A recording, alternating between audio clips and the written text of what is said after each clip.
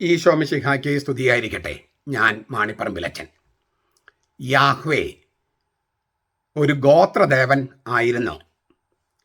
യഹോവ എന്നത് തെറ്റല്ലേ? അപ്പോൾ യഹോവ സാക്ഷികളും തെറ്റല്ലേ? സീറോ മലബാർ വേദപഞ്ചാംഗം ഏലിയ സ്ലീവ മൂശ കാലം അതിൽ 7-ാം ഞായർ, മൂശെ 3-ാം ഞായർ, അത് പ്രേക്ഷിത ഞായർ മിഷൻ സൺഡേ ആയിട്ട് കൂടി ആചരിക്കുന്നു. മോശയുടെ വിളിയും അയക്കപ്പെടലുമാണ് നമുക്ക് ധ്യാനിക്കാനായി സഭാമാതാവ് നൽകുന്ന തിരുവചന പാഠം. വളരെ പഴയ നിയമത്തിലെ ഒരുപക്ഷെ ഏറ്റവും പ്രധാനപ്പെട്ട തിരുവചന പാഠമാണത്. പുറപ്പാടിൻ്റെ പുസ്തകം 3-ാമത്തെ അധ്യായം 1 മുതൽ 14 വരെ വാക്യങ്ങൾ. മിദിയാനിലെ പുരോഹിതനും തൻ്റെ അമ്മായപ്പനുമായ യിത്രോയുടെ ആടുകളെ മേയിച്ച് കഴിയുകയായിരുന്നു മോശെ. അവൻ ആടുകളെ മരുഭൂമിയുടെ അപ്പുറത്ത് ദൈവത്തിൻ്റെ മലയായ ഹോരേബ് വരെ കൊണ്ടുപോയി. അവിടെ യാഹ്വയുടെ മാലാഖ ഒരു മുൾപ്പടർപ്പിൻ്റെ മധ്യത്തിൽ നിന്നുയർന്ന അഗ്നിജ്വാലയിൽ അവന് പ്രത്യക്ഷപ്പെട്ടു. അവൻ ഉറ്റുനോക്കി. മുൾപ്പടർപ്പ് കത്തിജ്വലിക്കുകയായിരുന്നു, എങ്കിലും അത് എരിഞ്ഞ് ചാമ്പലാവുന്നില്ല എന്നവൻ കണ്ടു. അപ്പോൾ മോശെ പറഞ്ഞു, ഈ മഹാദൃശ്യം ഞാൻ അടുത്ത് ചെന്ന് കാണട്ടെ. എന്തുകൊണ്ടാണ് മുൾപ്പടർപ്പ് എരിഞ്ഞ് ചാമ്പലാകാത്തത്? അവനെ നോക്കാനായി അടുത്ത് ചെല്ലുന്നത് യാഹ്വെ കണ്ടു.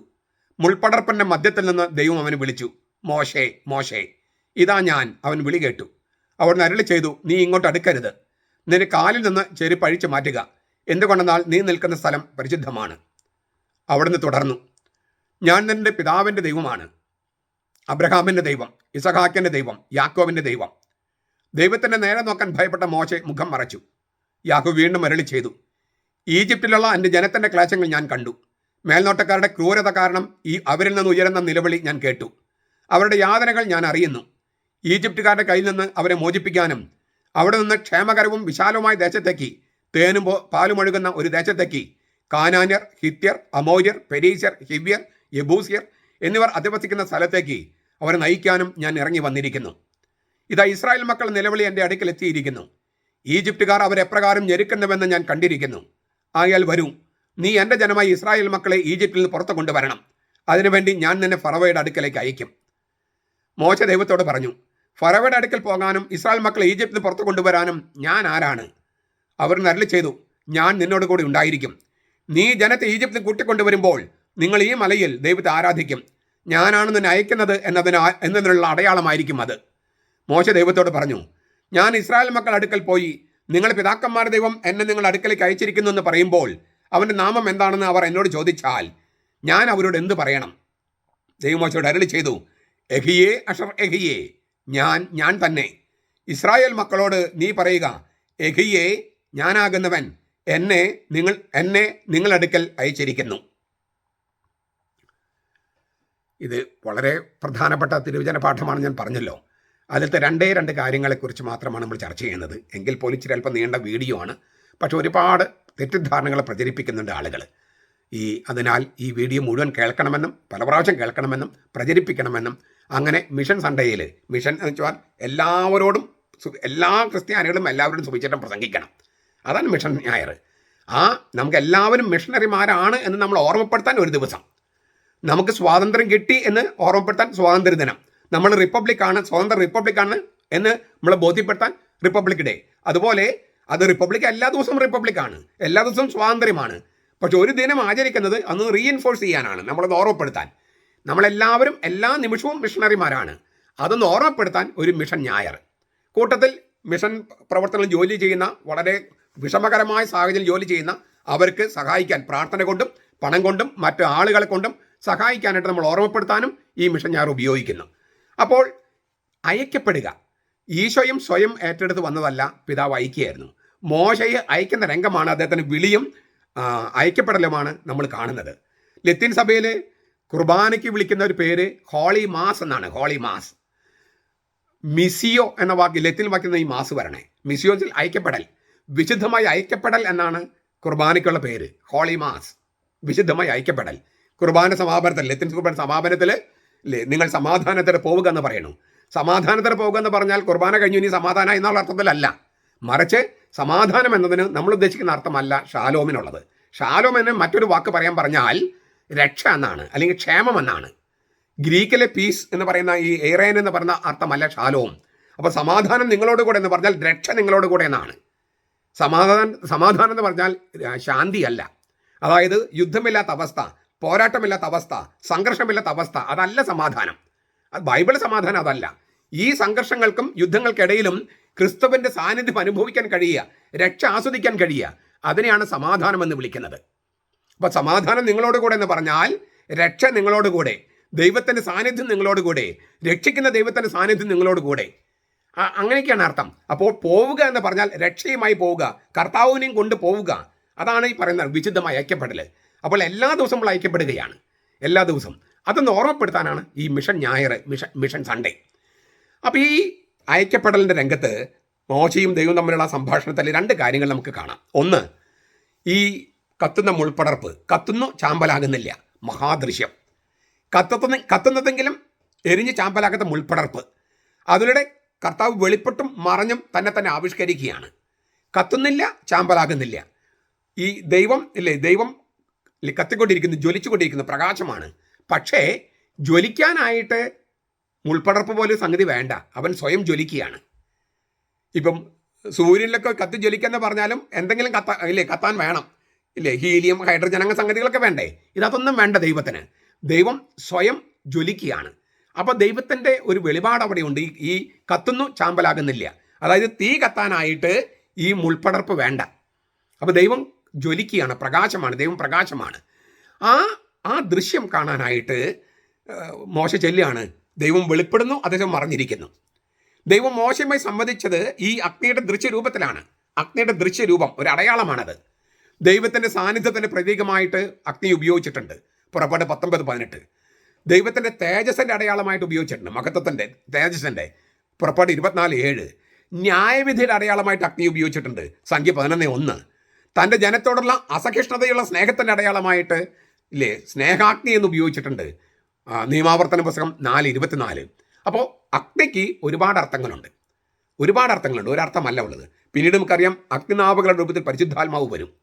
അങ്ങനെ ആ പരിശുദ്ധാത്മാവിൽ സ്നാനപ്പെടണമെന്നാണ് ക്രിസ്ത്യാനികളോട് കർത്താവ് പറഞ്ഞത്. അല്ലാതെ പുഴയിലെ വെള്ളത്തിലേക്ക് ഇറങ്ങാനല്ല. മുകളിൽ നിന്ന്, പരിശുദ്ധാത്മാവിൽ നിന്ന്, അഗ്നിയുടെ രൂപത്തിൽ വരുന്ന പരിശുദ്ധാത്മാവ്, ജീവജലത്തിൻ്റെ രൂപത്തിൽ വരുന്ന പരിശുദ്ധാത്മാവ് ഒക്കെ മുകളിൽ നിന്നാണ്. അങ്ങനെയാണ് കത്തോലിക്ക സഭയിൽ ചെയ്യുന്നത്. ഈ പുഴയിൽ ചെയ്യാന്ന് പറയുന്നത് സ്നാപയോനൻ്റെ സ്നാനമാണ്. അപ്പോൾ പരിശുദ്ധാത്മാവ് എന്ന് പറയുന്ന ആ ദൈവത്തിൻ്റെ ആത്മാവിൻ്റെ പ്രതീകവുമാണ് അഗ്നി. അപ്പോൾ അഗ്നിക്ക് ഒരുപാട് അർത്ഥങ്ങളുണ്ട്. ഹെബ്രായ ഭാഷയിലെ സെനെ ആണ് മുൾപ്പടർപ്പിനുള്ള വാക്ക്. സെനെ, സീനായ് മലയിൽ വെച്ചാണ് സെനെ, കത്തുന്ന മുൾപ്പടർപ്പ്. സീനായ് മല, അതുമായിട്ട് ബന്ധപ്പെട്ട ഒരു വാക്കാണ് സെനെ. അപ്പോൾ സീനായ് മലയിൽ വെച്ച് മുൾപ്പടർപ്പ് എന്ന സെനയിൽ ആയിരുന്നു കൊണ്ടാണ് ദൈവം മോശയ്ക്ക് വെളിപ്പെടുത്തുന്നത്. അപ്പോൾ പർവ്വതത്തിലെ കത്തിജ്വലിക്കുന്ന മുൾപ്പടർപ്പ് സെനെ, ആ മുൾപ്പടർപ്പിലെ അഗ്നിയിൽ ദൈവം സ്വയം ആവിഷ്കരിക്കുന്നു. ഇതിന് ഒരു ലാക്ഷണിക വ്യാഖ്യാനം കൊടുത്തിട്ടുണ്ട് നീസായിലെ വിശുദ്ധ ഗ്രിഗറി, മോശയുടെ ജീവിതം എന്നുള്ള അദ്ദേഹത്തിൻ്റെ രചനയിൽ 2:21. വളരെ മനോഹരമാണ് വ്യാഖ്യാനം. പുതിയ നിയമത്തിൻ്റെ വെളിച്ചത്തിലാണ്. കന്യകയിൽ നിന്നുള്ള ദൈവപുത്രൻ്റെ ജനനം എന്ന രഹസ്യമാണ് കത്തുന്ന മുൾപ്പടർപ്പ് നമ്മെ പഠിപ്പിക്കുന്നത്. കന്യകയുടെ ഉള്ളിലേക്ക് വന്ന ദൈവത്തിൻ്റെ ഉജ്ജ്വല പ്രകാശം അവളുടെ കന്യാത്വ പുഷ്പത്തിന് മങ്ങലേൽപ്പിക്കാതെ അവളിൽ മനുഷ്യജീവൻ സ്വീകരിച്ചു. കത്തുന്ന മുൾപ്പടർപ്പിനെ കുറിച്ച് പുതിയ നിയമത്തിൻ്റെ വെളിച്ചത്തിലുള്ള മനോഹരമായ വ്യാഖ്യാനമാണ്. മനുഷ്യാവതാരത്തിൻ്റെ ഒരു പൂർവ്വരൂപം ഈ കത്തുന്ന മുൾപ്പടർപ്പിലുണ്ടെന്നാണ് നീസായിൽ വിശുദ്ധ ഗ്രിഗറി പറയുന്നത്. വളരെ ഗംഭീരമായ വ്യാഖ്യാനമല്ലേ അത്? പുതിയ നിയമത്തിൻ്റെ വെളിച്ചത്തിൽ ആ താക്കോൽ ഉപയോഗിച്ച് വേണം പഴയ നിയമത്തിലെ കാര്യങ്ങൾ വ്യാഖ്യാനിക്കാൻ ബെനഡിക്ട് മാർപ്പാപ്പ പറഞ്ഞത് ഇവിടെ കൂട്ടി വായിക്കാം. പുറപ്പാട് 3:13 മോശെ ദൈവത്തോട് പറയുക, നിന്റെ നാമം എന്തെന്ന് ചോദിച്ചാൽ ഞാൻ എന്താണ് പറയേണ്ടത്? നിന്റെ നാമം, നിന്റെ പേര്.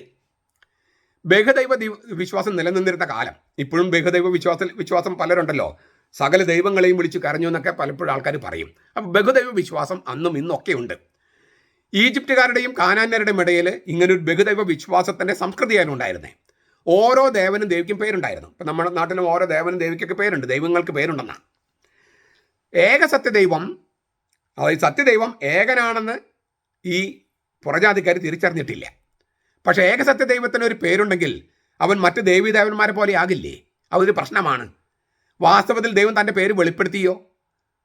പേര് വെളിപ്പെടുത്തിയാൽ മറ്റ് ദേവന്മാരെ പോലെ ഒരു ദേവനായിട്ട് ദൈവം മാറില്ലേ? ഏകസത്യ ദൈവം. അപ്പോൾ സത്യത്തിൽ യാഹ്വേ എന്നത് ദൈവത്തിൻ്റെ പേരാണ്.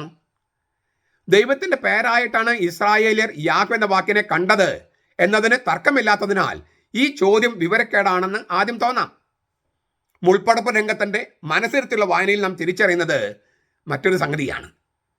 പേര് എന്ന രീതിയിലുള്ള ഇതിൻ്റെ അസ്തിത്വത്തെ പൂർണ്ണമായി റദ്ദ് ചെയ്യുന്ന വിധത്തിലാണ് യാഹ്വേ എന്ന നാമം വെളിപ്പെടുത്തിയിരിക്കുന്നത്. പുറപ്പാട് 3:13 മുതൽ 15 വരെ വായിച്ചു നോക്കുക. മോശ പറയുന്നു, നിന്നെ അയച്ച ദൈവം ആരാണ്, അവൻ്റെ പേരെന്താണ് എന്ന് അവർ ചോദിച്ചാൽ ഞാൻ എന്താണ് അവരോട് പറയേണ്ടത്? മറുപടിയായി ദൈവം പറയുന്നു, ഞാൻ തന്നെ, I am who I am. ഇതിനെ ഞാൻ എന്തായിരിക്കുന്നുവോ അത് തന്നെയാണ് ഞാൻ. ഐ ആം വാട്ട് ഐ ആം.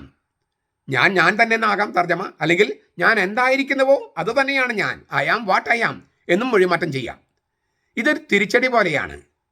ഒരു പേര് വെളിപ്പെടുത്തുന്നതിനേക്കാൾ ഒരു പേര് നൽകാനുള്ള വിസമ്മതമാണ്, നൽകാതിരിക്കാനുള്ള ഒരു ശ്രമമാണ് ദൈവത്തിൻ്റെ മറുപടിയിലുള്ളത്.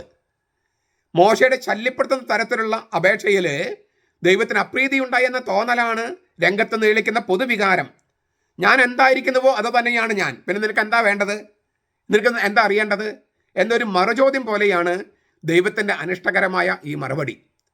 ഈ പാഠത്തോടെ ഏറ്റവും സമാനതയുള്ള 2 പാഠങ്ങൾ, തിരുവചന പാഠങ്ങൾ കാണുമ്പോൾ ദൈവനാമം വെളിപ്പെടുത്താൻ ദൈവത്തിൻ്റെ മനസ്സില്ല എന്ന് തോന്നും. ഒന്ന്, സാംസന്റെ പിതാവായ മനോവ ദൈവമായി കൂടിക്കാഴ്ച നടത്തിയപ്പോൾ ദൈവത്തിൻ്റെ പേര് ചോദിച്ചു.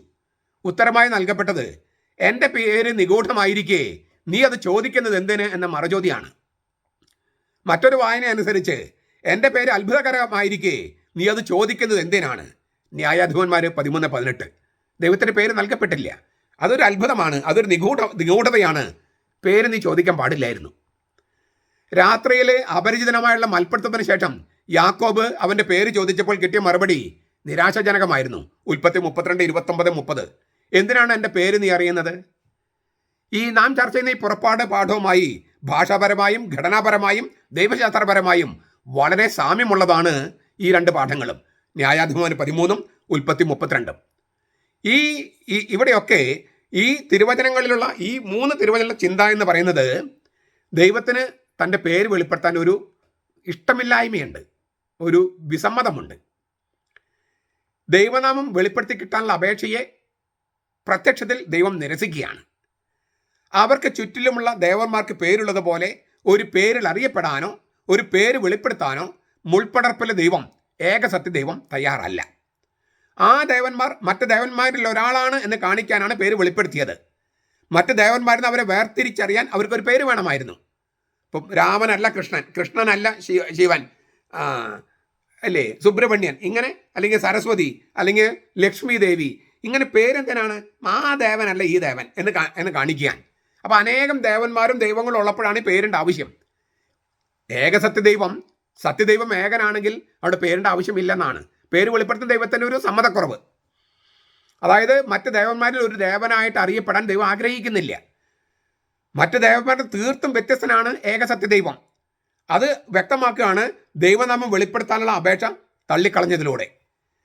പേര് സൂചിപ്പിക്കുന്ന അറിവിനെ അജ്ഞതയിലേക്കും നിഗൂഢതയിലേക്കും പിൻവലിക്കുകയാണ് ദൈവം. അങ്ങനെ ദൈവത്തിൻ്റെ സുപരിചിതത്വവും അപരിചിതത്വവും നിഗൂഢതയും വെളിപാടും ഒരേ സമയം സൂചിപ്പിക്കാനായി പേരിനെ രഹസ്യത്തിൽ ലയിപ്പിക്കുകയാണ്. ഞാൻ ഈ പറഞ്ഞ കാര്യങ്ങളൊക്കെ നിങ്ങൾ 2-3 പ്രാവശ്യം കേട്ടോളൂ കേട്ടോ, ഞാൻ ആവർത്തിക്കാതിരിക്കാൻ അങ്ങനെ പുറത്തെ പോകുകയാണ്.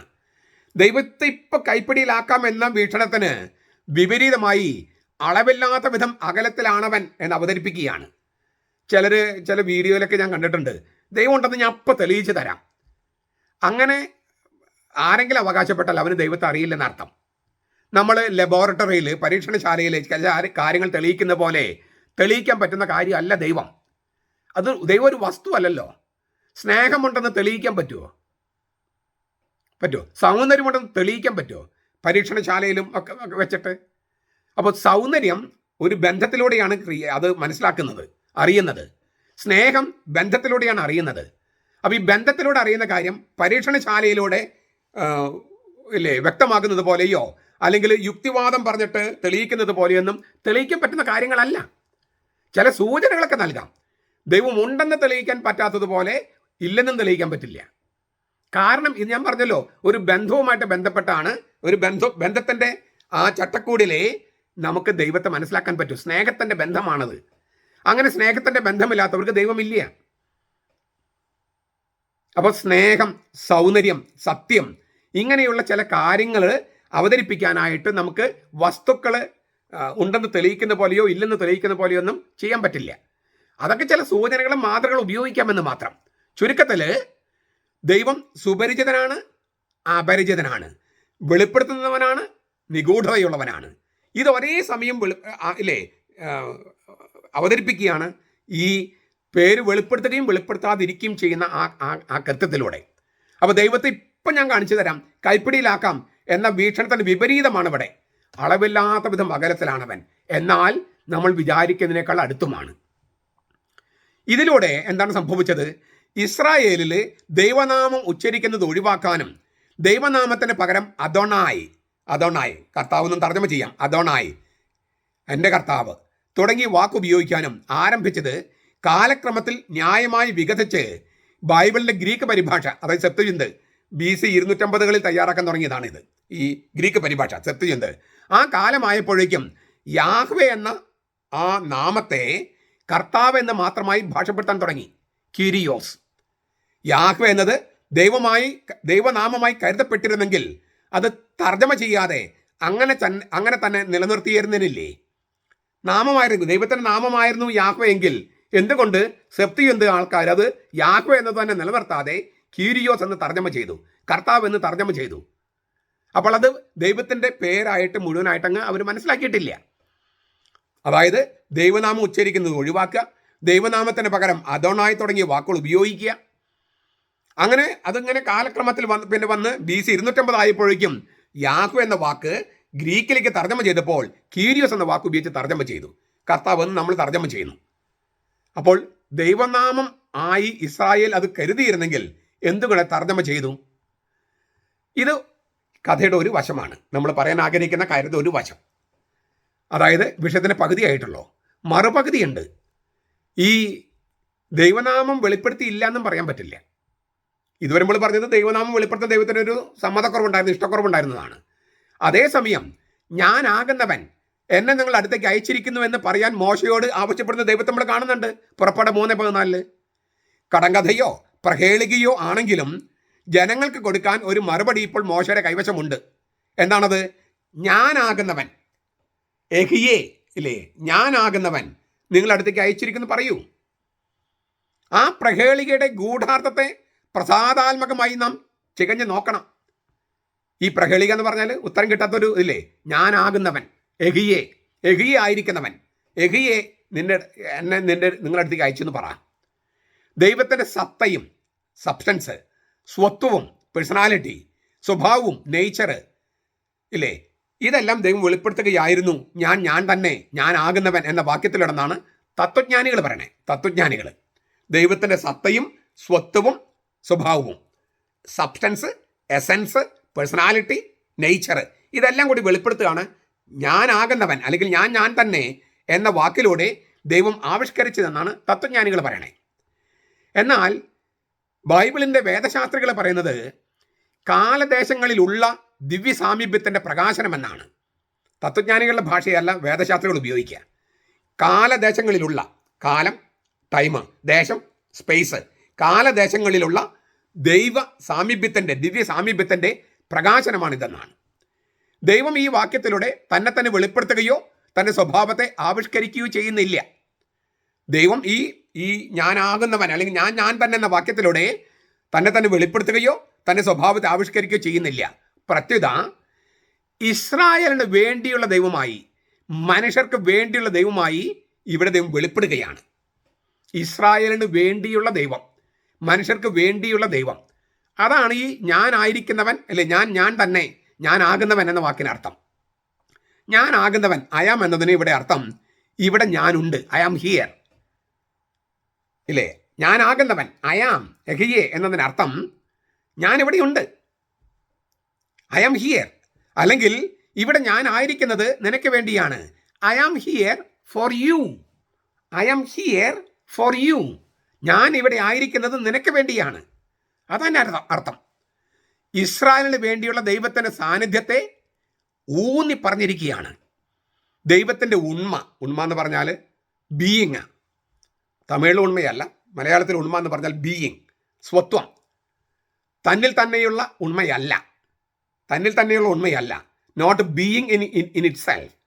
അവരന് വേണ്ടിയുള്ള ഉണ്മയാണ്, അവരന് വേണ്ടിയുള്ള അസ്തിത്വമാണ് ബീയിങ് ഫോർ. അത് ആവിഷ്കരിച്ചിരിക്കുകയാണ് ഈ വാക്യത്തിലൂടെ. ഇത് മനസ്സിലാക്കാനായിട്ട് നമുക്ക് ഈശോ തന്നെ ആവിഷ്കരിച്ചൊരു വാക്ക് കിട്ടിയാൽ അത് മനസ്സിലാക്കിയ എളുപ്പമുണ്ട്. ഈ വിശുദ്ധ ആഗസ്തീനോസിനെ അമ്പരപ്പിച്ചൊരു വചനമാണ്. യേശു പല പ്രാവശ്യം ആവർത്തിച്ച് പറയുകയാണ്, പ്രത്യേകിച്ചും യോഹന്നാന്റെ സുവിശേഷത്തിൽ, എനിക്ക് സ്വയമേവ യാതൊന്നും ചെയ്യാൻ കഴിയില്ല. എൻ്റെ പിതാവിൻ്റെ അടുക്കൽ ചെയ്ത് കാണുന്നതല്ലാതെ എനിക്ക് സ്വയമേവ യാതൊന്നും ചെയ്യാൻ കഴിയില്ല. ആഗസ്തീനോസ് ഞെട്ടിപ്പോയി. ഈശോ ദൈവമല്ലേ, ദൈവത്തിന് പറയാൻ പറ്റുമോ എനിക്ക് സ്വയമേവ ഒന്നും ചെയ്യാൻ പറ്റില്ല എന്ന്? I cannot do anything of my own. I can do the things, only the things that I have seen with my father. എൻ്റെ പിതാവിൻ്റെ അടുക്കൽ കാണുന്നതല്ലാതെ എനിക്കൊന്നും ചെയ്യാൻ കഴിയില്ല. അപ്പോൾ ഇപ്പോഴത്തെ ആളുകളാണെങ്കിൽ ഈ ബന്ധക്കോസ്തകാരും യഹോവസാക്ഷികളൊക്കെ ആണെങ്കിൽ ഇതിനർത്ഥം കിട്ടാണ്ടാവുമോ ഒരു ഹെരസി, ഒരു പാഷാണ്ഡം ഉണ്ടാക്കി സഭയിൽ നിന്ന് പുറത്തു പോകും. ആഗസ്തീനോസ് വളരെ ബുദ്ധിയുള്ള മനുഷ്യനാണ്, ദൈവത്തോട് സ്നേഹവും. അതുകൊണ്ട് ഇങ്ങനെ ഈശോ ദൈവമായിരിക്കും എങ്ങനെ പറയാൻ പറ്റുമെന്ന് അദ്ദേഹം ചകഞ്ഞ് നോക്കാൻ പോയി. അങ്ങനെ ചകഞ്ഞ് വന്നപ്പോൾ 2 ചെറിയ വാക്കുകളിലൂടെ അദ്ദേഹം ഈശോയുടെ രഹസ്യം വെളിപ്പെടുത്തി. ആ 2 വാക്കുകൾ മലയാളത്തിൽ പറയാൻ പ്രയാസമുള്ളതാണ്, ഞാൻ ഇംഗ്ലീഷ് പറയാണ്. From for. ആരാണ് ഈശോ? Totally from the father, totally for others, nothing for himself. Totally from the father. The son is totally from the father. പുത്രൻ പൂർണ്ണമായും പിതാവിൽ നിന്ന്. The son is totally for others. പുത്രൻ പൂർണ്ണമായും മറ്റുള്ളവർക്ക് വേണ്ടി, തനിക്ക് വേണ്ടി യാതൊന്നുമില്ല. അപ്പോൾ പുത്രൻ തമ്പുരാൻ പൂർണ്ണമായും പിതാവിൽ നിന്ന്, പൂർണ്ണമായും മറ്റുള്ളവർക്ക് വേണ്ടി, ഇല്ലേ, മറ്റുള്ളവർക്ക് വേണ്ടി, ബീയിങ് ഫോർ, അവരന് വേണ്ടി. അപ്പോൾ ദൈവം തന്നെ വെളിപ്പെടുത്തിയത് അങ്ങനെയാണ്. ഈ എഹിയേ അഷർ എഹിയേ എന്ന് പറഞ്ഞാൽ ഞാനായിരിക്കുന്നത് നിനക്ക് വേണ്ടിയാണ്, ഞാനായിരിക്കുന്നത് അവരന് വേണ്ടിയാണ്. അങ്ങനെയാണ് വെളിപ്പെടുത്തിയത്. ആ വെളിപാടിൻ്റെ മറ്റൊരു രൂപമാണ്, മറ്റൊരു മുഖമാണ് ഈശോ വെളിപ്പെടുത്തിയത്. ഞാൻ പൂർണ്ണമായും പിതാവിൽ നിന്ന്. അതുകൊണ്ട് എനിക്ക് സ്വയമേവ ചെയ്യാൻ പറ്റില്ല. പിതാവ് ചെയ്ത് കാണുന്ന അല്ലാതെ മറ്റൊന്നും ചെയ്യാൻ പറ്റില്ല. പൂർണ്ണമായും പിതാവിൽ നിന്നാണ് ഞാൻ. പൂർണ്ണമായും മനുഷ്യർക്ക് വേണ്ടിയാണ് ഞാൻ, മറ്റുള്ളവർക്ക് വേണ്ടിയാണ് ഞാൻ. എനിക്ക് വേണ്ടി തന്നെ ഞാൻ യാതൊന്നുമല്ല. അതുകൊണ്ടാണ് അവൻ ഉത്തമ മനുഷ്യൻ എന്ന് പറയണേ. തനിക്ക് വേണ്ടി തന്നെ ജീവിക്കാതെ പൂർണ്ണമായും പിതാവിൽ നിന്ന്, പൂർണ്ണമായും മറ്റുള്ളവർക്ക് വേണ്ടി. അതാണ് ഉത്തമ മനുഷ്യൻ. ഉത്തമ മനുഷ്യൻ യേശു മാത്രമാണ്. കാരണം ഇങ്ങനെയുള്ള ഒരേ ഒരാളേ ഉള്ളൂ. അതിൻ്റെ ഒരു പ്രത്യക്ഷ ലക്ഷണം കൂടിയാണ് കർത്താവിൻ്റെ പാർശ്വം പിളർക്കപ്പെട്ടത്. അവൻ പിതാവിന് വേണ്ടി, മറ്റുള്ളവർക്ക് വേണ്ടി 2 സ്നേഹങ്ങൾ കർത്താവിന് പിടിച്ച് വലിച്ചപ്പോൾ അവൻ്റെ ശരീരം പിളർന്നു പോയി. ദൈവസ്നേഹവും പരസ്നേഹവും, ഈ 2 സ്നേഹങ്ങൾ അവൻ പിടിച്ച് വലിച്ചപ്പോൾ അവൻ പിളർന്നു പോയി. ആ സ്നേഹത്തിൻ്റെ പിളർപ്പിനെയാണ് സ്ലീവ എന്ന് വിളിക്കുന്നത്. യേശുവിൻ്റെ ശരീരത്തിലെ സ്നേഹത്തിൻ്റെ പിളർപ്പിനെയാണ് സ്ലീവ എന്ന് വിളിക്കുന്നത്. കുരിശ് എന്ന് ചിലപ്പോൾ പറയും, പക്ഷെ സ്ലീവ് എന്ന വാക്കാണ് നല്ലത്. അപ്പോൾ അപരന് വേണ്ടിയുള്ള ഉണ്മയാണ്, അപരന് വേണ്ടിയുള്ള സ്വത്വമാണ്, അസ്തിത്വമാണ് ദൈവത്തിൻ്റേത്. ഞാനാകുന്നവൻ എന്ന് ദൈവം പറയുമ്പോൾ ആയിക്കൊണ്ടിരിക്കുന്നവനല്ല ഞാൻ, not the one who is becoming. ഇങ്ങനെ ആയിക്കൊണ്ടിരിക്കുകയല്ല, എപ്പോഴും ഒരേപോലെ ആകുന്നവൻ, but the one who is എന്നാണ് അർത്ഥം. അതായത് എല്ലാം മാഞ്ഞു പോകുമ്പോഴും, എല്ലാം മറ്റുള്ളതൊക്കെ മാഞ്ഞു പോകുമ്പോഴും മായാതെ മറയാതെ എന്നും ഒരുപോലെ ഇരുന്ന് ശാശ്വതമായി നമ്മുടെ സാമീപ്യത്തിലുള്ളവൻ ദൈവം മാത്രമാണ്. ഞാൻ ഇതൊന്ന് ആവർത്തിക്കാൻ ആഗ്രഹിക്കുക. എല്ലാം മാഞ്ഞു പോകുമ്പോഴും മായാതെ മറയാതെ എന്നും ഒരുപോലെയുള്ളവൻ ശാശ്വതമായി നമ്മുടെ സാമീപ്യത്തിലുണ്ട്. അതിനെയാണ് എഹിയേ അഷർ എഹിയേ, അയാം ഹു അയാം എന്ന വാക്കിലൂടെ കർത്താവ് വെളിപ്പെടുത്തിയത്. നിങ്ങൾക്ക് ക്രിസ്തുധർമ്മ പ്രവേശിക്കുക എന്ന് പറഞ്ഞ ബെനഡിക്ട് മാർപ്പാപ്പയുടെ പുസ്തകം, അതിൻ്റെ 192 മുതലുള്ള വാക്യങ്ങൾ, ആ പേജുകൾ വായിക്കാം. ഞാൻ ഈ പറഞ്ഞ കാര്യം തന്നെ അവിടെ അദ്ദേഹം കുറച്ചുകൂടി വിശദീകരിച്ച് പറഞ്ഞിട്ടുണ്ട്. എഹിയേ അഷർ എഹിയേ, എഹിയേ എഹിയേ അഷർ എഹിയേ എന്ന് പറഞ്ഞല്ലോ. ഞാൻ ആകുന്നവൻ ഞാനാകുന്നു. ഞാനാകുന്നവൻ ഞാനാകുന്നു, ആയിരിക്കുന്നവൻ ഞാനാകുന്നു, ഞാൻ എന്താണോ അതാണ് ഞാൻ തന്നെ. ഇങ്ങനെ പലതരത്തിൽ ഭാഷപ്പെടുത്താം. ഞാൻ ദ നെയിം ഓഫ് ഗോഡ് എന്നൊരു പുസ്തകം തന്നെ ഇറക്കിയിട്ടുണ്ട്. അപ്പോൾ അതിനകത്ത് ഞാൻ 19 തരത്തിലുള്ള വ്യാഖ്യാനം കൊടുത്തിട്ടുണ്ട്. ഇംഗ്ലീഷിലാണത്. ചിലരുടെ കയ്യിലൊക്കെ പുസ്തകമുണ്ട്, അവരെന്നെ ചിലർക്ക് വായിച്ചിട്ടുണ്ട്. അപ്പോൾ നമുക്കത് എൻ്റെ എല്ലാ വിശദാംശത്തിലേക്ക് ഞാൻ ഇപ്പോൾ കിടക്കുന്നില്ല. നിത്യനായ പൊരുളാണ് ഞാൻ, സനാതന സത്യമാണ് ഞാൻ, അനശ്വരനായ പരബ്രഹ്മമാണ് ഞാൻ, സമാനതകളില്ലാത്തവനാണ് ഞാൻ എന്തായിരിക്കുന്നുവോ അത് തന്നെ ആയിരിക്കും എന്നൊക്കെ ഇതിനർത്ഥമുണ്ട്. ഞാനായിരിക്കും നിനക്ക് വേണ്ടിയാണ് എന്ന് നമ്മൾ സൂചന കണ്ടു കഴിഞ്ഞു. ഒന്നും തന്നെ മൗലിക രൂപത്തിലുള്ള അതിൻ്റെ ധ്വനി സാന്ദ്രത പൂർണ്ണമായും ഉൾക്കൊള്ളുന്നില്ല. വ്യാകരണം വഴുതിപ്പോകുന്നു, ഭാഷ ഇടറുന്നു, വാക്കുകൾ വിറയ്ക്കുന്നു. അതെ, ഇത് വെളിപ്പെടുത്തപ്പെട്ട ദൈവനാമം തന്നെ. ദൈവത്തിൻ്റെ പ്രകൃതത്തെയും സ്വഭാവത്തെയും മാനുഷികമായി നിർവചിക്കാൻ നമുക്ക് പരിമിതികളുണ്ട്. ദൈവനാമം ആയതിനാൽ നാം ഭാഷപ്പെടുത്താതെ മൗലിക രൂപത്തിൽ തന്നെ നമ്മളത് നിലനിർത്തിയിരിക്കുകയാണ്. അതാണ് എഹി അഷറഹി എന്ന് നമ്മൾ പറഞ്ഞത്. അതിൻ്റെ ഈ ഞാൻ ആകുന്നവൻ അല്ലേ, ഞാനാകുന്നവൻ ഞാനാകുന്നു, അത് അല്ലേ ഞാൻ അല്ലേ ദൈവം തന്നെ വെളിപ്പെടുത്താണ്. അത് ഹി ഈസ് അല്ലേ, he is what he is എന്ന് നമ്മൾ തേർഡ് പേഴ്സണിൽ പറയുമ്പോൾ ഹി ഈസ് എന്നുള്ളതിൻ്റെ അതാണ് യാഹ്വേ. എഹിയെ ഞാൻ, എഹിയെ ഹി ഈസ് യാഹ്വേ. ഹയ്യ എന്നാണ് ഹീബ്രു ധാതു. ഹയ്യ എന്നും സന്നിഹിതനാവുക, ഹാജരുണ്ടാവുക, ആയിരിക്കാൻ കാരണക്കാരനാകുക എന്നൊക്കെ ഹയ്യ എന്ന വാക്കിന് അർത്ഥമുണ്ട്. സ്വയംഭൂ ആയ ഞാൻ എല്ലാം സൃഷ്ടിക്കുന്നു. ഈ ഹയ്യ എന്ന വാക്കിൻ്റെ അർത്ഥം ചർച്ച ചെയ്യുമ്പോൾ നമുക്ക് കിട്ടുന്ന ഒരു അർത്ഥമാണ്. അതായത് സൃഷ്ടിക്കപ്പെടാത്ത ഞാൻ എല്ലാം സൃഷ്ടിക്കുന്നു. I am the uncreated who creates എന്നൊരു ധ്വനി അതിനകത്തുണ്ട്. എല്ലാം അസ്തിത്വത്തിലേക്ക് വരാൻ കാരണം ഞാനാണ്. I am he who causes to be. വേദപുസ്തകത്തിൽ എപ്പോഴും ഭാഷാശാസ്ത്ര കൃത്യതയേക്കാൾ ദൈവശാസ്ത്ര ചിന്തയ്ക്കാണ് പ്രാമുഖ്യം. അതിനാൽ ഭാഷാശാസ്ത്രപരമായ ഉത്ഭവമല്ല, ദൈവശാസ്ത്രപരമായ ധ്വനിയാണ് ഈ വെളിപാടിൽ കണക്കിലെടുക്കേണ്ടത്. ദൈവശാസ്ത്രപരമായ അർത്ഥപ്പൊരുളുകൾ നൽകാനും നിലപാടെടുക്കാനുമുള്ള വെറും ഒരു മാധ്യമം മാത്രമാണ് ഇവിടെ ഭാഷയും ഭാഷാശാസ്ത്രവും. നിത്യം നിലനിൽക്കുന്ന ഉണ്മയുള്ളവൻ, അതായത് സുപ്രീം ബീയിങ്, പരബ്രഹ്മം, അത് യാഹ്വേ മാത്രമാണെന്ന് ഇവിടെ വ്യക്തമാക്കിയിരിക്കുക. നിത്യം നിലനിൽക്കുന്ന ഉണ്മയുള്ളവൻ, പരബ്രഹ്മം, സുപ്രീം ബീയിങ്, അത് യാഹ്വേ മാത്രമാണ്. ഹെബ്രായ ബൈബിളിലെ ഞാൻ തന്നെ, അയാം ഹു അയാം എന്ന പാഠത്തെ ആയിരിക്കുന്നത് എന്തോ അത് ഞാനാണ്, അയാം ദാറ്റ് ഹീസ് എന്നാണ് സെപ്തുജന്തിൽ തർജ്ജമ ചെയ്തിരിക്കുന്നത്. അയാം ഹു അയാം എന്ന് ഹീബ്രുവിൽ ഞാൻ തന്നെ. പക്ഷെ അത് ഗ്രീക്ക് സെപ്തുജന്തിൽ അയാം ഹീ ദാറ്റ് ഈസ് എന്നാണ്. ആയിരിക്കുന്നത് എന്തോ അത് ഞാനാണ്. നാം ദിവസവും കൈകാര്യം ചെയ്യുന്ന എല്ലാ ചരാചരങ്ങൾക്കും നിദാനമായി സകലവും ചൂഴ്ന്നു നിൽക്കുന്ന ഒരാളുണ്ട്, ഒരു ഉണ്മയുണ്ട്, ഒരു സത്തയുണ്ട്. അത് യാഹ്വയാണ്. സ്ഥായിയായ ഉണ്മയുള്ളവൻ അവൻ യാഹ്വേ മാത്രമാണ്. ഈ രണ്ട് പരിഭാഷകൾ തമ്മിൽ ചെറിയൊരു അന്തരമുണ്ട്. അതായത് ഞാൻ തന്നെ എന്ന അയാം ഹു അയാം എന്നതും ആയിരിക്കുന്നത് എന്തോ അത് ഞാനാണ്, അയാം ദാറ്റ് ഹീസ് എന്ന് അത് ഇല്ലേ, അത് തമ്മിൽ ചെറിയൊരു അന്തരമുണ്ട്. ഈ ക്രിസ്തുധർമ്മ പ്രവേശിക 152 പേജുകളൊക്കെ നിങ്ങൾക്ക് വായിക്കാം. മോശയുടെ കാലത്തിന് മുൻപോ ഇസ്രായേലിന് പുറത്തോ യാഹ്വേ എന്ന വാക്ക് ഉപയോഗിച്ചിരുന്നുവെന്നതിന് ഒരു തെളിവ് ഇതുവരെ കിട്ടിയിട്ടില്ല. നമ്മുടെ ചില പാസ്റ്റേഴ്സും മറ്റും ഇങ്ങനെ പറഞ്ഞു നടക്കുന്നുണ്ട് യാഹ്വേ ഒരു ഗോത്രദേവനായിരുന്നുവെന്ന്. അറിവില്ലായ്മ എന്ന് കണ്ടാൽ മതി, അറിവില്ലായ്മ.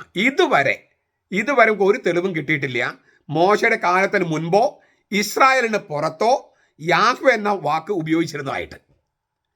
യാഹ് എന്ന വാക്കുണ്ട്, യാഹ്. യോ എന്ന വാക്കുണ്ട്, യാഹ്വ് എന്ന വാക്കുണ്ട്, YAHW.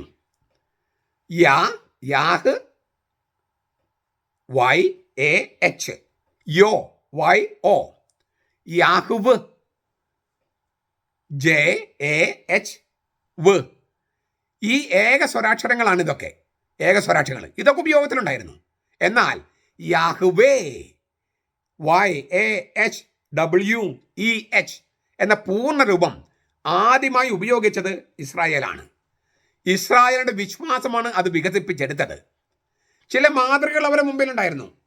യാഹ്, യോ, ജാഹ്വ് എന്നുള്ള ചില പൂർവ്വ മാതൃകകൾ. പക്ഷേ ഇതിനു മുമ്പ്, മോശയ്ക്ക് മുൻപ് ഇസ്രായേലിൻ്റെ പുറത്ത് യാഹ്വേ എന്ന പൂർണ്ണരൂപം ഒരിക്കൽ പോലും ഉപയോഗിച്ചിരുന്നതായി ഇതുവരെ തെളിവ് കിട്ടിയിട്ടില്ല. അതുകൊണ്ട് തന്നെ യാഹ്വേ എന്നത് ഒരു ഗോത്രദേവന്റെ പേരായിരുന്നു എന്ന് പ്രചരിപ്പിക്കുന്നത് ശുദ്ധ ബോഷ്കാണ്, മണ്ടത്തരമാണ്. ഇവരുടെ മുമ്പിലുണ്ടായിരുന്ന ചില മാതൃകകൾ, ചില സ്വരാക്ഷരങ്ങൾ യാ, യോ, യാഹ്വ് എന്നീ സ്വരാക്ഷരങ്ങളൊക്കെ ഹീബ്രുവിൽ ഉപയോഗിച്ചിട്ട് അതിൻ്റെ പൂർണ്ണ രൂപം വികസിപ്പിച്ചെടുത്തത് യാഹ്വേ, മോശയാണ്, ഇസ്രായേലാണ്. അതിൽ തീർച്ചയായിട്ടും ദൈവത്തിൻ്റെ വെളിപാടുണ്ട്. ദൈവം വെളിപ്പെടുത്തിയപ്പോഴാണ് ഇവർക്കത് വികസിപ്പിക്കാൻ കഴിഞ്ഞത്. അപ്പോൾ മോശയ്ക്ക് മുമ്പോ ഇസ്രായേലിന് പുറത്തോ യാഹ്വേ എന്ന പൂർണ്ണ രൂപം ഇതുവരെ ഉപയോഗിച്ച തെളിവുകളില്ല. അതുകൊണ്ട് യാഹ്വേ എന്നത് ഗോത്രദേവന്റെ പേരായെന്നും പറഞ്ഞ് നടക്കുന്നതിന് അവർക്ക് ഇതിൻ്റെ ചരിത്രം അറിയില്ല എന്ന് മനസ്സിലാക്കിയാൽ മതി.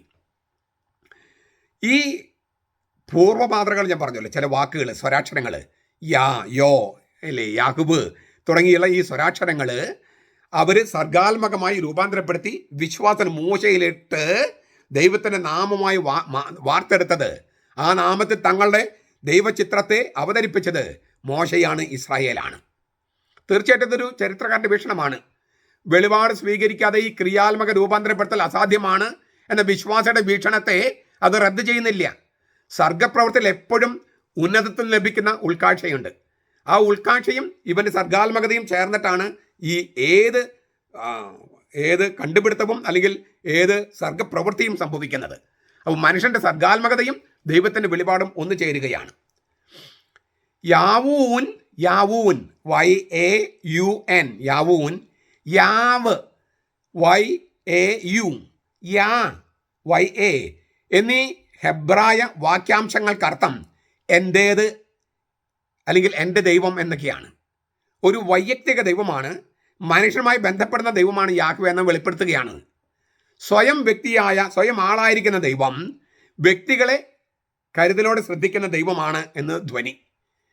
സ്വയം വൈയക്തിക ഉണ്മയായ പേഴ്സണൽ ബീയിങ് ഈ ദൈവമാണ് മനുഷ്യൻ എന്ന നിലയിൽ കൈകാര്യം ചെയ്യുന്നത്. മോശയുടെ കാലത്തിന് മുമ്പ് ഇസ്രായേലിൽ ദൈവത്തെ വിശേഷിപ്പിക്കാൻ നിലനിന്നിരുന്ന പിതാക്കന്മാരുടെ ദൈവം എന്ന സ്വപ്നയിലേക്ക് ഇത് വെളിച്ചം വീശുകയാണ്. ദൈവം വെളിപ്പെടുത്തിയപ്പോൾ യാഹ്വേ എന്ന നാമം വെളിപ്പെടുത്തിയിട്ട് എന്താ പറഞ്ഞത്? ഞാൻ നിന്റെ പിതാക്കന്മാരുടെ ദൈവമാണെന്നാണ്. അബ്രഹാമിൻ്റെ, ഇസഹാക്കിൻ്റെ, യാക്കോബിൻ്റെ, ആളുകളുടെ ദൈവമാണ്, സ്ഥലത്തിൻ്റെ ദൈവമെന്നല്ല. വേളാങ്കണ്ണി മാതാവ്, എറണാകുളത്തമ്മ, അങ്ങനെയുള്ളതൊന്നും തീർച്ചയായിട്ടും സിയോൻ എന്നൊക്കെ പറഞ്ഞിട്ട് പിന്നീട് വെളിപാടുകളുണ്ടെങ്കിലും അത് ദൈവത്തിൻ്റെ തനി സ്വഭാവത്തിലേക്ക് വെളിച്ചം വീശുന്നതല്ല. സ്ഥലത്തിൻ്റെ ദൈവമല്ല, ആളുകളുടെ ദൈവമാണ് യാഹ്വേ. ഒരു സ്ഥലവുമായിട്ട് ബന്ധപ്പെട്ടല്ല, ഇല്ലേ, ആളുകളുമായി ബന്ധപ്പെട്ടാണ് ദൈവം ഇരിക്കുന്നത്. സ്ഥലവും പ്രധാനപ്പെട്ടത് തന്നെ, ചരിത്രത്തിൽ പ്രധാനപ്പെട്ടതാണ്, കാലദേശങ്ങൾക്ക് പ്രാധാന്യമുണ്ട്. എങ്കിലും അതിനേക്കാൾ പ്രധാനപ്പെട്ടതാണ് ആളുകൾ എന്നുള്ളതാണ് ഈ പോയിന്റ്. ദൈവമായ യാഹ്വേ, ഇല്ലേ, എന്ന വാക്ക് ഉപയോഗിക്കുകയാണ് 3:15 നമ്മൾ ഇന്നത്തെ വായന കഴിഞ്ഞിട്ട് അടുത്ത വാചകത്തിൽ. യാഹ്വേ എന്ന വാക്ക് കർത്താവ് എന്നാണ് ഈ പരിഭാഷപ്പെടുത്തുന്നത്. നമ്മൾ പലപ്പോഴും 4 അക്ഷര ദൈവനാമം എന്നാണ് സാധാരണയായി യാഹ്വേ പറയുക. ടെട്രാഗ്രമത്തോൺ 4 അക്ഷര ദൈവനാമം. എന്താണ് 4 അക്ഷരം എന്ന് പറയണേ? ഹീബ്രു ഭാഷയിൽ 4 അക്ഷരങ്ങളുണ്ട്. YHWH. അപ്പോൾ ഇല്ലേ, 4 അക്ഷരം. ഈ 3:15 പുറപ്പാട് 3:15 വെളിപ്പെടുത്തിയ ദൈവനാമത്തിന് എഹിയെ അഷറഹിയെ അതിന് തുല്യമാണ് യാഹ്വേ എന്ന നാമം. ആദ്യത്തേത് ഉത്തമ പുരുഷൻ, ഞാൻ പറഞ്ഞു കഴിഞ്ഞു, ഞാനാകുന്നു എഹിയെ എന്നാണെങ്കിൽ. രണ്ടാമത്തേത് മധ്യമ പുരുഷനിലാണ്, ഇല്ലേ, third person. He's Yahweh, he's എന്നാണ് യാഹ്വേ എന്ന വാക്കിനർത്ഥം. എഹിയെ എന്നതിന് അയാമെന്നും, എഹിയെ അഷറഹിയെ ഞാൻ തന്നെ. ഹീസ് എന്നാണ് യാഹ്വേ എന്ന വാക്കിനർത്ഥം, എന്ന നാമത്തിനർത്ഥം. ഇത് ദൈവനാമമായതുകൊണ്ട് അതിൻ്റെ പരിശുദ്ധി അങ്ങേയറ്റം കാത്തു സൂക്ഷിക്കേണ്ടതുണ്ട്. അതുകൊണ്ടാണ് ദൈവപ്രമാണങ്ങളിൽ രണ്ടാമത്തത് നൽകപ്പെട്ടിരിക്കുന്നത്. ദൈവത്തിൻ്റെ തിരുനാമം വൃഥാ ഉപയോഗിക്കരുത്, അഥവാ ദുരുപയോഗം ചെയ്യരുത്. ദൈവത്തിൻ്റെ തിരുനാമം ദുരുപയോഗം ചെയ്യരുത്, അനാവശ്യമായിട്ട് ഉപയോഗിക്കാൻ പാടില്ല. പുറപ്പാട് 20:7 പറഞ്ഞിരിക്കുക. എന്നിട്ടാണ് ഒരു കൂട്ടർ യഹോവയുടെ സാക്ഷികൾ എന്ന് പറഞ്ഞ് നടക്കണേ. യഹോവ സാക്ഷികൾ രണ്ടാം പ്രമാണം അവർ ലംഘിക്കുകയാണ്. യഹോവ എന്ന വാക്ക് എന്ന നാമം ലിറ്റർജിയുടെ പശ്ചാത്തലത്തിലല്ലാതെ ഉപയോഗിക്കാൻ പാടില്ല. യഹോവയുടെ സാക്ഷികൾ എന്ന പേര് തന്നെ സത്യദൈവത്തിനെതിരാണ്. രണ്ടാം പ്രമാണത്തിനെതിരാണ്. ദൈവത്തിൻ്റെ നാമത്തിന് പരിശുദ്ധിക്ക് കോട്ടം തട്ടുന്ന തരത്തിൽ ഉപയോഗിക്കുകയാണ് അവർ. അത് പാടില്ല. പിന്നീട് ഈ ജെറുസലം ദേവാലയത്തിൽ പുരോഹിതന്മാർ പ്രാർത്ഥനകൾ ഉരുവിടുന്ന സമയത്തല്ലാതെ, അതായത് ലിറ്റർജി സമയത്തല്ലാതെ മറ്റൊരു വേളയിലും ദൈവനാമം ഉച്ചരിക്കാൻ പാടില്ലാത്ത വിധം അത്രയേറെ പരിശുദ്ധമാണ് യാഹ്വേ എന്ന് കരുതപ്പെടാൻ തുടങ്ങി. വേദത്താളുകൾ വായിക്കുമ്പോൾ യാഹ്വേ എന്ന ദൈവനാമം ഉള്ളിടത്തെല്ലാം അവർ അദോണായ് എന്നോ ആ നാമം ഹഷേം ദ നെയിം എന്നോ ഉച്ചരിക്കാൻ തുടങ്ങി. സ്വാഭാവികമായിട്ടും നമുക്കൊരു ചോദ്യമുണ്ട്. യാഹ്വേ എന്നതാണോ യഹോവ എന്നതാണോ ശരി? യാഹ്വേ എന്നതാണോ യഹോവ എന്നതാണോ ശരി?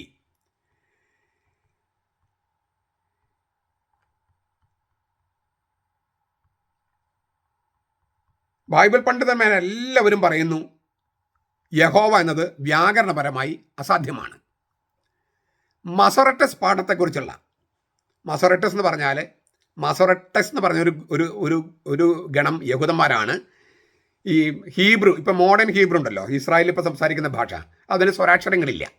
അതുപോലെ തന്നെ പണ്ട് ഹീബ്രു ഭാഷയ്ക്ക് സ്വരാക്ഷരങ്ങളില്ല. ഈ സ്വരാക്ഷരങ്ങൾ ഇട്ടത് മസൊറട്ടസ് എന്ന് പറയുന്ന ഒരു ഗണം യഹൂദന്മാരാണ്. മസൊറട്ടസ് എന്ന് പറയുന്നൊരു ഗണമാണ്.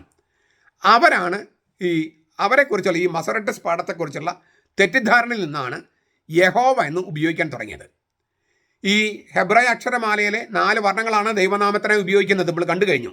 യോദ് വൈ, ഹേ എച്ച്, വാവ് ഡബ്ല്യു, ഹേ എച്ച്. അപ്പോൾ വൈ എച്ച് ഡബ്ല്യു എച്ച്, യോദ് ഹേ വാവ് ഹേ. അപ്പോൾ കൂട്ടി എഴുതുമ്പോൾ യാഹ്വേ എന്നാകും. പക്ഷെ ഇതെങ്ങനെ ഉച്ചരിക്കണമെന്ന് അറിയില്ല. വവൽസ് ഇല്ലല്ലോ. വൈ എച്ച് ഡബ്ല്യു എച്ച്, ഇതിലെവിടെ വവൽസ് ഇല്ല. സ്വരാക്ഷരങ്ങളില്ലാത്തതുകൊണ്ട് എങ്ങനെ ഉച്ചരിക്കുക? അതറിയില്ല. എല്ലാം വ്യഞ്ജനാക്ഷരങ്ങളായതുകൊണ്ട് എങ്ങനെ ഉച്ചരിക്കണം? ഇതിൽ അപ്പോൾ ഈ വാക്ക് എങ്ങനെ ഉച്ചരിക്കണമെന്ന് മാർജിനിൽ കുറിച്ചിട്ടത് മസൊറട്ടസ് എന്ന സമുദായമാണ്. അതായത് ഈ ഹീബ്രു വാക്കുകൾ എങ്ങനെ ഉച്ചരിക്കണം. ഈ വാക്ക് മാത്രമല്ല, ഞാൻ പറഞ്ഞല്ലോ, ഒറിജിനൽ ഹീബ്രുവിൽ ഒരു വാക്കിനും സ്വരാക്ഷരങ്ങളില്ല.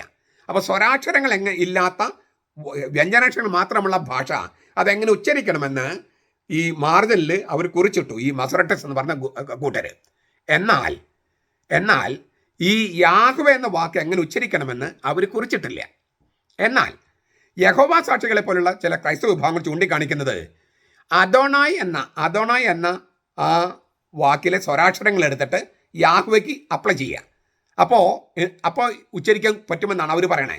അദോണായ് എന്ന വാക്കിലെ സ്വരാക്ഷരങ്ങൾ എടുത്തിട്ട് യാഹ്വേ എന്ന സ്വരാക്ഷരങ്ങളിൽ ചേർക്കുക.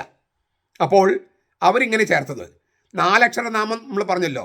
അതിൽ യോദ് എന്ന വ്യഞ്ജനത്തിന് ശേഷം ചിലപ്പോൾ എ എന്നും ഹേ എന്ന വ്യഞ്ജനത്തിന് ശേഷം അദോണായിലെ ഓ എന്നും ചേർത്തു. അപ്പോൾ ഹോ ആയി. പിന്നെ വൗ എന്ന വ്യഞ്ജനത്തിന് ശേഷം അദോണായ് എന്ന വാക്കിലെ അവസാനത്തെ ആ ചേർത്തു. എല്ലാം ചേർത്ത് കഴിഞ്ഞപ്പോൾ യഹോവ എന്നായി. YEHOWAH, യഹോവ. അദോണായ് എന്ന വാക്കിലെ ആ എന്ന അവസാന ഭാഗം ചേർത്ത് ചിലർ, അപ്പോൾ യഹോവായ് എന്നായി. ചിലർ പറയും യഹോവായ് എന്നാണ് ഉച്ചരിക്കേണ്ടത്, ചിലർ പറയും യഹോവ എന്നാണ് ഉച്ചരിക്കേണ്ടത്. അദോണായ് എന്ന വാക്കിലെ സ്വരാക്ഷരങ്ങൾ നോക്കുക.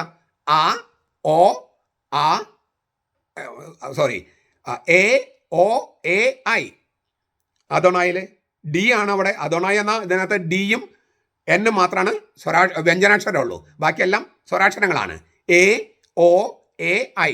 ഈ അക്ഷരങ്ങളൊക്കെ എടുത്തിട്ട് യഹോവ അല്ലേ, യാഹ്വേ എന്ന അക്ഷരത്തിൻ്റെ YHWH താഴേക്ക് ഇട്ടിട്ട് യഹോവ എന്നാക്കി. ഞാൻ പറഞ്ഞല്ലോ, ഇത് തെറ്റിദ്ധാരണ മൂലമാണ് ഉണ്ടായതെന്ന്.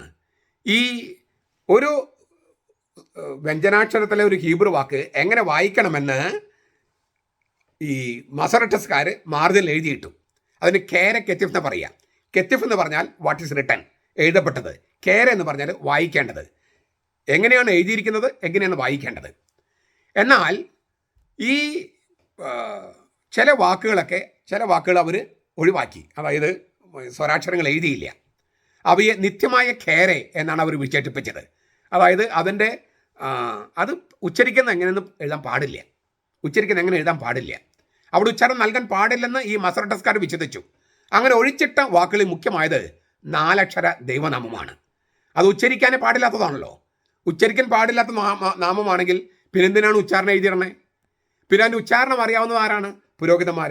അവർ ലിറ്റർജിയിൽ മാത്രം ഉപയോഗിക്കുന്നത്. അവർക്ക് പുരോഹിതന്മാർക്ക് അത് അറിയാം, സാധാരണക്കാരത് അറിയേണ്ട കാര്യമില്ല. അതുകൊണ്ട് മസറട്ടസ് എന്ന് പറഞ്ഞ വിഭാഗക്കാർ ഈ ദൈവനാമത്തിൻ്റെ ഈ യാഹ്വേ എന്നതിൻ്റെ ഉച്ചാരണം എങ്ങനെയായിരിക്കണമെന്ന് മാർജിനിൽ എഴുതിയില്ല. അവാച്യമായ ദൈവമായത് കൊണ്ടാണ് അത് അവർ എഴുതാതിരുന്നത്, ഉച്ചരിക്കാൻ പാടില്ലാത്തത്. അതിനാൽ ബൈബിളിൽ എഴുതപ്പെട്ടിരിക്കുന്ന കെത്തിഫ് ഇടങ്ങളിലെല്ലാം അദോണായ് എന്ന് ഉച്ചരിക്കാൻ തുടങ്ങി. ഈ യാഹ്വേ എന്നുള്ളതുണ്ടല്ലോ, എഴുതപ്പെട്ടിരിക്കുന്നത് യാഹ്വേ എന്നാണ്, പക്ഷേ യാഹ്വേ എന്ന് അവർ എങ്ങനെ ഉച്ചരിക്കേണ്ടത് എഴുതിയിട്ടില്ല. അതുകൊണ്ട് അദോണായ് എന്ന് ഉച്ചരിക്കാൻ തുടങ്ങി. ഈ മസറട്ട് സമുദായത്തിൻ്റെ ബൈബിളിൽ 6518 പ്രാവശ്യമാണ് 6518 പ്രാവശ്യമാണ് ഈ 4 അക്ഷര ദൈവനാമം യാഹ്വേ എന്നത് വന്നിരിക്കുന്നത്. ഇതിന് പുറമെ 305 പ്രാവശ്യം യഹോവിഹ് എന്ന് ഉപയോഗിച്ചിട്ടുണ്ട്. YEHOWEIH യഹോവിഹ് എന്ന് ഉപയോഗിച്ചിട്ടുണ്ട്. ഇവിടെയൊന്നും അതെങ്ങനെ ഉച്ചരിക്കണമെന്ന് മസറട്ട് സമുദായം രേഖപ്പെടുത്തിയിട്ടേ ഇല്ല. അതിനാൽ അദോണായ് എന്ന വാക്കിലെ സ്വരാക്ഷരങ്ങൾ എടുത്ത് എ, ഇ, ഒ, എ എന്നുള്ള അക്ഷരങ്ങളും അയ്യൊക്കെ എടുത്ത് 4 അക്ഷര ദൈവനാമത്തിന് നൽകി അതിന് യഹോവ എന്ന് ഉച്ചരിക്കുന്നത് ശരിയല്ല. ഈ കാര്യത്തിൽ വേദശാസ്ത്രയുടെ എല്ലാവരും ഒറ്റ അഭിപ്രായമാണ്. യാഹ്വേ എന്ന ദൈവനാമത്തിലെ വ്യഞ്ജനാക്ഷരങ്ങളും അദോണായ് എന്ന വാക്കിലെ സ്വരാക്ഷരങ്ങളും കൃത്രിമമായി കൂട്ടിയോജിപ്പിച്ചാണ് ഈ യഹോവ എന്ന നാമം ഇവർ സൃഷ്ടിച്ചെടുത്തത്. ആരാണ് ആദ്യം സൃഷ്ടിച്ചത്? ക്രിസ്തുവർഷം 1520. ക്രിസ്തുവർഷം 1520 ഗലാത്തിനുസ് സന്യാസി ലത്തീനിലും 1530 വില്യം ടിൻഡയിൽ ഇംഗ്ലീഷിലും യഹോവ എന്ന് ഉപയോഗിച്ചു.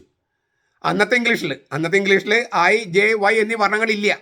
IJY ഒന്നും അന്നത്തെ വർണ്ണങ്ങളില്ല. ഐ മാത്രമേ ഉള്ളൂ. അതുപോലെ UV എന്നീ വർണ്ണങ്ങളില്ല, യു മാത്രമേ ഉള്ളൂ. അതിനാൽ അന്നത്തെ ഇംഗ്ലീഷിൽ യഹോവയുടെ ലിപി വിന്യാസം എങ്ങനെയായിരുന്നു? IEHOUAH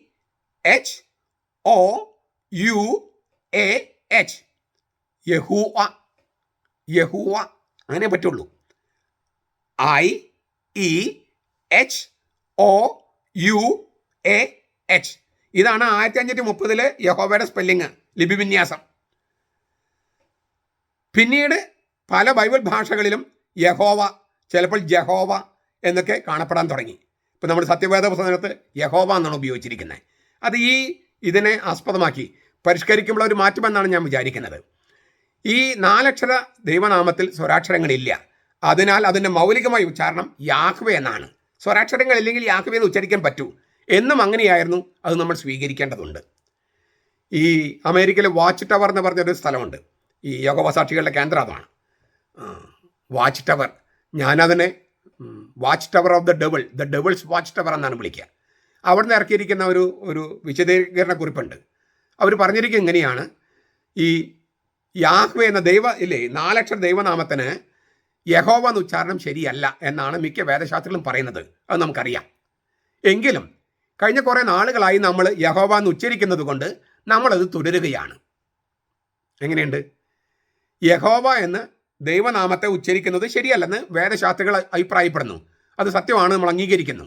പക്ഷേ നമ്മളത് കുറച്ച് നാൾ ഉപയോഗിച്ചത് കൊണ്ട് നമ്മളതിൽ തുടരുകയാണ്.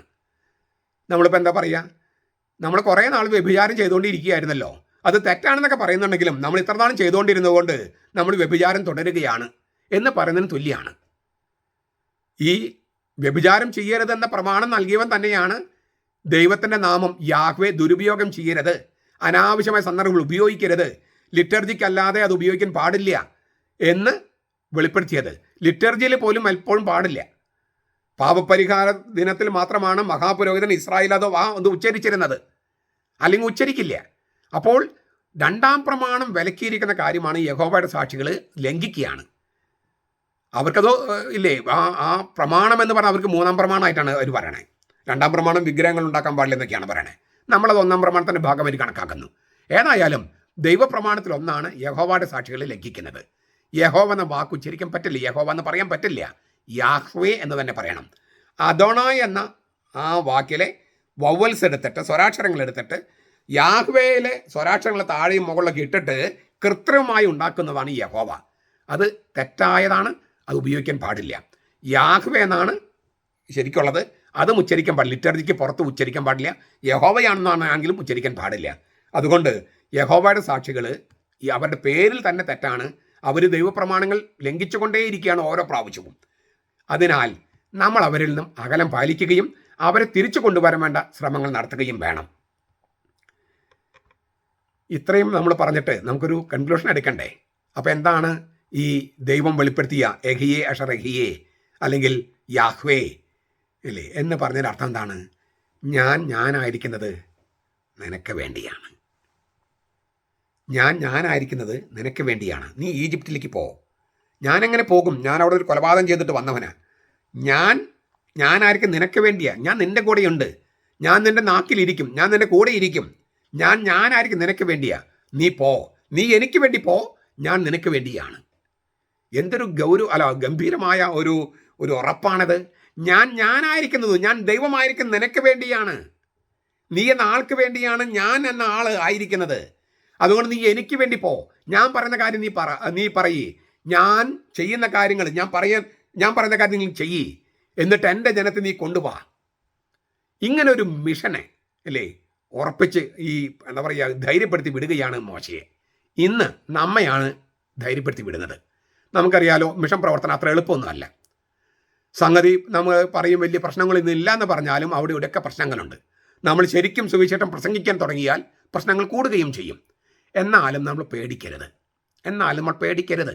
എന്താ പേടിക്കരുതെന്ന് പറയണേ? ഇപ്പോൾ 36 കോടി, അതായത് 200 കോടി ക്രിസ്ത്യാനികളാണ് ലോകത്തുള്ളത്.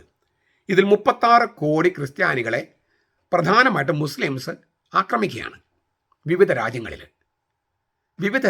36 കോടി ക്രിസ്ത്യാനികളെ എവിടെയെങ്കിലും, നൈജീരിയ ഒക്കെ അടക്കമുള്ള എവിടെയെങ്കിലും ക്രിസ്ത്യാനികൾ തിരിച്ചാക്രമിക്കുന്ന നിങ്ങൾ കണ്ടിട്ടുണ്ടോ? ഇല്ല. എന്തേ? ഇതിനേക്കാളും വളരെ രൂക്ഷമായ മതമർദ്ദനവും ഉണ്ടായിരുന്നു 1-ാം നൂറ്റാണ്ടിലൊക്കെ. ഈ സ്നാപിയോരം കൊല്ലപ്പെടുമായിരുന്നു അല്ലേ, കഴുത്തറുത്ത് അല്ലേ കൊല്ലപ്പെടുമായിരുന്നു. ഈശോയെ കുരിശിൽ തൂക്കി കൊല്ലുമായിരുന്നു. എസ്തപ്പാനസിനെ കല്ലെറിഞ്ഞ് കൊല്ലുമായിരുന്നു. ഈ സബദിയുടെ മകൻ യാക്കോബിനെ കഴുത്ത് വെട്ടി കൊല്ലുമായിരുന്നു.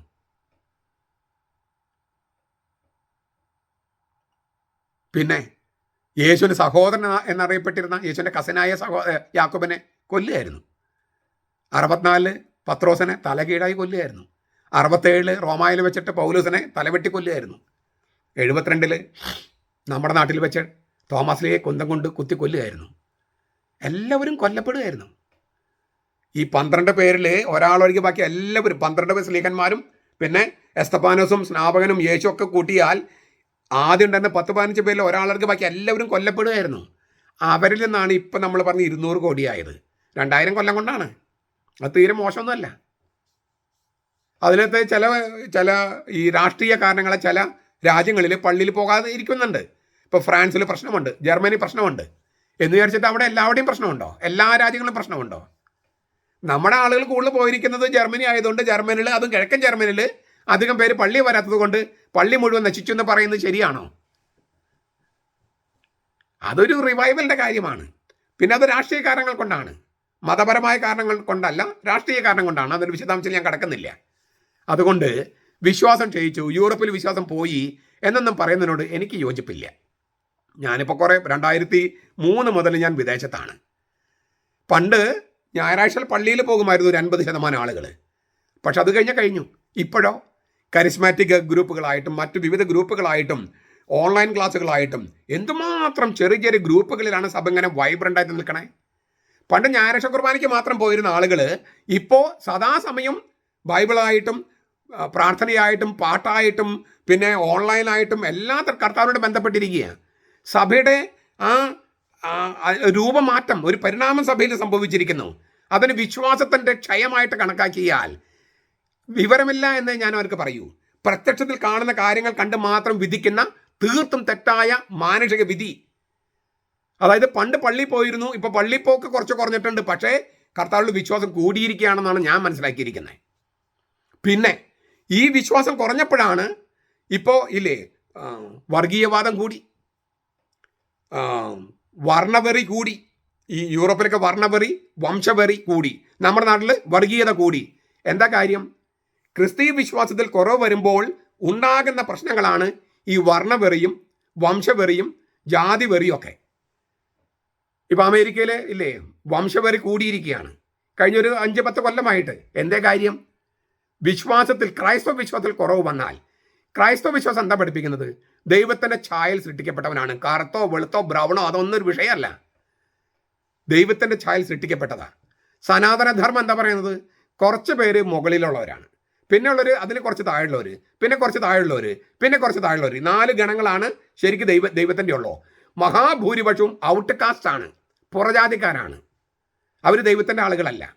അവർ ഈ 4 ജാതികളെ സേവിക്കാൻ വേണ്ടിയുള്ള ആ സനാതനധർമ്മം നടപ്പാക്കണമെന്ന് പറഞ്ഞിട്ടാണ് ഒരു കൂട്ടർ എഴുതി വെച്ചിരിക്കുന്നത്. ഇന്ത്യയെ സനാതനധർമ്മമാക്കണം. അതിനെതിരാന്ന് പറഞ്ഞിട്ടാണ് ഒരുത്തൻ ഷൂ എറിഞ്ഞത് ഈ സുപ്രീം കോടതി ചീഫ് ജസ്റ്റിസിനെതിരെ. സനാതനധർമ്മം എന്ന് പറഞ്ഞാൽ മനുഷ്യരെ തട്ടുതട്ടായി തിരിച്ച് ഇങ്ങനെ വർഗീകരിച്ച് എല്ലാവരും തുല്യരല്ല എന്ന കാര്യം സനാതനമാക്കുക, ശാശ്വതമാക്കുക. അവിടെയാണ് ക്രിസ്ത്യാനികൾ അവരുടെ യാഹ്വയെ പ്രഘോഷിക്കേണ്ടത്. ദൈവത്തിൻ്റെ ഛായയിൽ സൃഷ്ടിക്കപ്പെട്ട സകല മനുഷ്യരും അവർ തുല്യരാണ്, അന്തസ്സുള്ളവരാണ്. ആണോ പെണ്ണോ, ഹിന്ദുവോ മുസ്ലിമോ ക്രിസ്ത്യാനിയോ ആകട്ടെ, ഏകസത്യ ദൈവം യാഹ്വേ, ഞാനായിരിക്കുന്നത് നിനക്ക് വേണ്ടിയാണ് എന്ന് പറഞ്ഞ യാഹ്വേ, അവൻ്റെ ആളുകളാണ് സകലരും. ഈ വിശ്വാസമാണ് നമ്മൾ പ്രഘോഷിക്കേണ്ടത്. അപ്പോൾ മറിച്ചുള്ള തത്വചിന്തകൾ നടക്കുമ്പോൾ ഒരു കൂട്ടർ പൊളിറ്റിക്കൽ ഇസ്ലാം, അതായത് ലോകത്ത് മുഴുവൻ ശരിയത്ത് കൊണ്ടുവരാൻ വേണ്ടി നടക്കണം. മറ്റൊരു കൂട്ടർ ജനങ്ങളെ തട്ടുതൊട്ടാക്കി തിരിച്ച് സമത്വമില്ല എന്ന് പഠിപ്പിക്കാൻ നടക്കണം. അവിടെയാണ് ഏകസത്യ ദൈവം യാഹ്വേ പറയുന്നത്, എൻ്റെ ജനമാണ് സകല മനുഷ്യരും എൻ്റെ മക്കളാണ്, അവർക്ക് വേണ്ടിയാണ് ഞാനായിരിക്കുന്നത്, ഞാൻ ദൈവമായിരിക്കുന്നത് മനുഷ്യർക്ക് വേണ്ടിയാണ്. അങ്ങനെ പറയുന്ന ദൈവത്തെയാണ് നമ്മൾ പ്രഘോഷിക്കേണ്ടത്. മിഷൻ ഞായറിൽ അത് പ്രഘോഷിക്കാൻ നമുക്ക് കഴിയട്ടെ, എല്ലാ ദിവസവും പ്രഘോഷിക്കാൻ കഴിയട്ടെ. മിഷൻ ഞായറിൽ അത് നമ്മൾ ഓർമ്മപ്പെടുത്തട്ടെ. ഇങ്ങനെ പ്രഘോഷിക്കുന്നവർക്ക് ആളുകൊണ്ടും അർത്ഥം കൊണ്ടും പ്രാർത്ഥന കൊണ്ടും മറ്റു തരത്തിൽ സഹായങ്ങൾ നൽകാനായിട്ടും നമ്മൾ തയ്യാറാകുക. അപ്പോൾ നമ്മുടെ ജീവിതം സാർത്ഥകമാകും. ഏതായാലും മരിക്കണം. അത് സുവിശേഷം പ്രഘോഷിച്ച് മരിക്കാൻ പറ്റിയാൽ സുവിശേഷം പ്രഘോഷിക്കുന്നവരെ കാലുകൾ എത്ര സുന്ദരം. നമ്മുടെ കർത്താവ് ഈശോ മിശിഹായുടെ കൃപയും പിതാവായ ദൈവത്തിൻ്റെ സ്നേഹവും പരിശുദ്ധാത്മാവിൻ്റെ സഹവാസവും നാം എല്ലാവരോടും കൂടി ഉണ്ടായിരിക്കട്ടെ, ഇപ്പോഴും എപ്പോഴും എന്നേക്കും. ആമേൻ.